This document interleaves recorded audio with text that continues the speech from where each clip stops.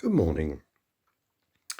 When I was preparing my sermon for Sunday, it was all about giving. And whenever we are in church and people start talking about giving, the first reaction is to think that, oh no, we need a new roof on the tower, better have a dig in the pockets for some loose change. But although many of our country churches are desperately short of money, that's not what I'm talking about this morning. What struck me was the strong connection between loving and giving. And St. Paul made the point that when we love somebody, we're prepared to give to them, to give time and care and concern, to listen, to be there, and to support, often with resources and money. But that's not all of it.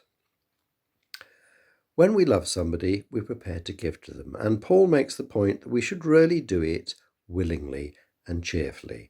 Nobody likes a, if I've got to. And if you've ever been on the receiving end of a gift that was grudgingly given, we know how uncomfortable that can feel. It's not the way to go forward at all. And when we give, there's a useful saying that if we're not aware that we're giving, if it doesn't sort of hurt a little bit, then we're probably not being as generous as we could be. That's a very interesting rule of thumb. But Paul is also very wise in his letters in the New Testament. And he says, yes, give, but the idea is to even things up a bit, not to bring yourself down and put somebody up in such a way that you end up hurting your family and the people who rely on you. You've got to give enough, but not to allow you to be short of the basics and things. The problem, of course, comes is that everybody disagrees about what are the basics.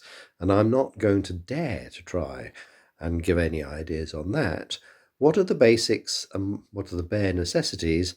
I leave as a very interesting debate between ourselves and our consciences.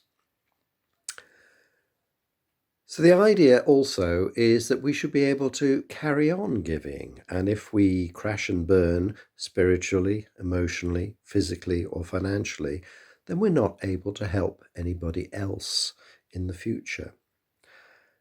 One other element of giving is surrendering something. We hand it over and no longer have it.